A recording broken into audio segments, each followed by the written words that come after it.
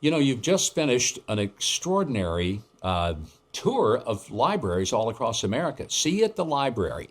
And people by the thousands came out to see you at the library. Interestingly, you'd think that'd just be such a positive, sweet thing and everybody would be behind it. But Kirk, I want you to give us a little background. Why did you do it? What was it? And what kind of opposition did you face because you invited families to come read books? Well, this weekend's event, See You at the Library, was very special and historic. I'll give you a little background. The Guinness Book of World Records recorded the world's largest drag queen story hour on June 1st of this summer. That's the first day of Pride Month. Well, when I went to a public library a couple Christmases ago, we had 3,000 people show up at our wholesome story hour at a public library. So this weekend, we had a national movement of 360 story hours organized by parents across the country with 30,000 people in attendance, and Guinness Book of World Records would not answer our phone calls or our emails and deleted our submission, even though we dwarfed the drag queen story hour. So that shows you the built-in bias of organizations like this, and we set the world record anyway, being a part of a movement of parents who are celebrating faith, liberty, education, and morality. It was a beautiful thing to see. You know, it's an extraordinary thing when this many parents are really concerned about what their kids are being exposed to. It's hard for me to understand why the Guinness Book of Records would be so philosophically opposed to what you did. It wasn't like you were preaching and demanding people get down on their faces and knees and love God. Wouldn't hurt them if they did. But I mean, the point is, you were simply encouraging people to read wholesome material. And they found that offensive, but not drag queen story hour. I'm scratching my head, Kirk. I can't get my arms around what I'm missing here.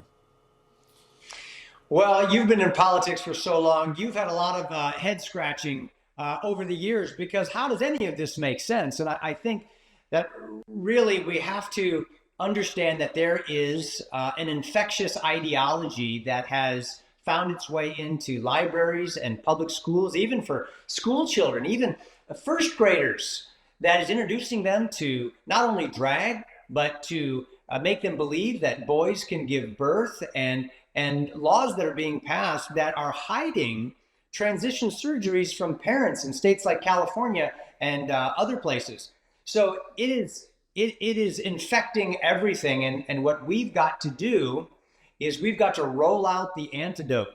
And that is people of faith and character leaning in instead of complaining, creating the culture, building the world that we want for our children's future. And that's why I'm thankful for you. That's why I'm thankful for companies like Brave Books that are pro-God, pro-America, pro-family. And I want to do everything I can to stand with you guys and be part of the solution.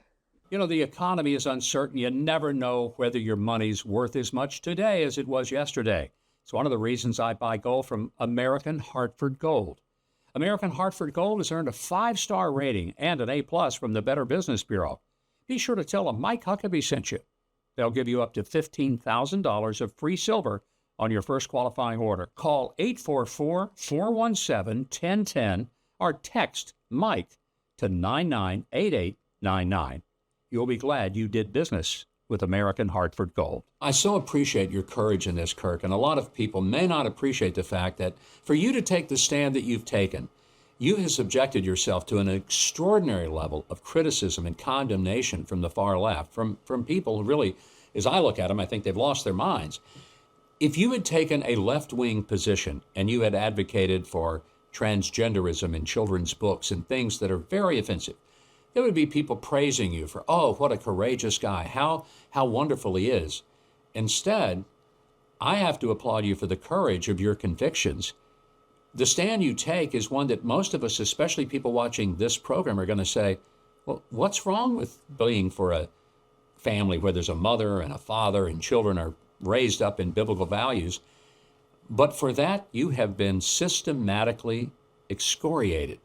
Were you surprised at the level of animosity that came toward you because you took what is really a very traditional, old-fashioned, wholesome view of the family? Mike, I think that you're right. If I had shown up at those public libraries with a name like Kirk Dazzle Glamoroni in a blonde wig and a mini skirt and high heels, I would have been welcomed with open arms. But I never really ever did look good in a dress. I just don't have the legs for it. And in fact, I'm actually encouraged by the opposition, because that's how I know that we're making a difference. In Huntsville, Alabama, this last weekend, they called this movement of wholesomeness Kirkpocalypse. And you know, to use my name that way lets me know that what I am standing with and standing for is really a threat to this woke set of ideas that is destroying the country. And what really gives me encouragement is that I'm not the only one. These 360 story hours are organized by others, moms and dads who love God, who love this country, and love their family. And this is just the beginning, Mike. We're just getting started. We've got a children's television show that's coming out this fall called Adventures with Iggy and Mr. Kirk. It's a modernized version of Mr. Rogers' Neighborhood. And we've got other things that are happening that are really encouraging me.